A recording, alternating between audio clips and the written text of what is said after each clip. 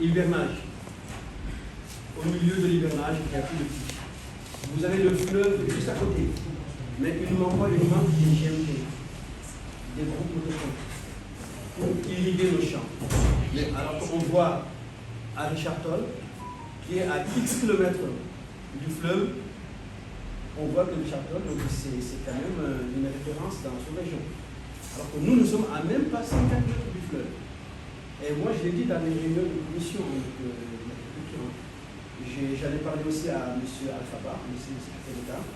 D'ailleurs, quand je suis arrivé, franchement, c'était donc à l'écoute très simple. Je leur ai dit, et ça, il faut vraiment nous aider à avoir du matériel agricole. Exemple, par exemple, on a l'hivernage.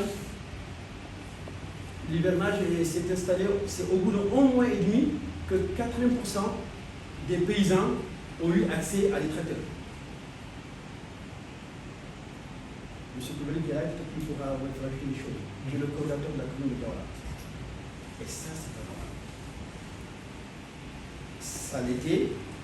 Aujourd'hui, il faut vraiment que le ministre Mabouba Diagne, d'ailleurs, on a prévu dans le cadre de la commission du cadre de l'agriculture, de rencontrer soit en ligne, physiquement, mais moi je ne vais pas parler dans les mois qui viennent. Ce serait bien que ce problème soit réglé. C'est ça. Parce que l'agriculture, si on a des machines, si on a du matériel agricole, les jeunes vont rester. Les jeunes vont rester. En tout cas, nos jeunes, à nous, ne prendront plus la bureau et des bureaux. Parce que certains prennent, en fait, certains ne viennent pas ici au Sénégal. Beaucoup vont à Nouakchott. Je pense que vous savez. Mais pourtant, ce sont des jeunes, ils cultivent. Au bout de 3 semaines, 1 mois, 2 mois, ben, leur culture meurt parce que pourquoi il n'y a pas d'eau. Pourquoi? Parce qu'il n'y a pas les moyens. Pourquoi? Parce qu'il n'y a pas de machine pour irriguer. Et ça, c'est très important. Au-delà de ça, bon, les infrastructures, quelqu'un l'a dit. Moi, quand j'ai quitté Paris au début mai, j'avais fait des petits documents. D'ailleurs, j'ai votre numéro, je vous les enverrai par WhatsApp. Parce que pour vous expliquer nos problèmes au niveau infrastructure, au niveau agriculture. Et aussi au niveau environnemental, que mon camarade de papier, Sherna Sakera, vient de dire, on a un problème environnemental, mais ça, je pense qu'il y a un début de solution, parce qu'ils ont commencé à casser les gîtes des orpailleurs. Et ce n'est qu'un début. Et je pense qu'on va continuer. Voilà. Et après ça, bon, je ne vais pas rester longtemps. On arrive à des échéances électorales.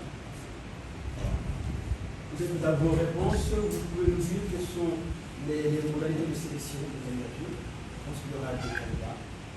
Et après, je pense qu'à la fin, in fine, c'est le bureau du parti national qui va trancher en cas de difficulté à ce moment.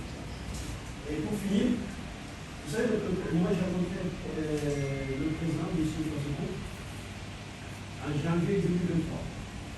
Qu'est-ce qu'il nous a dit? Le projet PASTEF, on peut imaginer comme une année. Le projet PASTEF, c'est de la base vers le sommet, c'est-à-dire vers le. Voilà, je suis de la diaspora et je suis aussi de Bakel. Aujourd'hui, nous avons été invités par le secrétaire général du PASTEF, M. Aïb Dafi.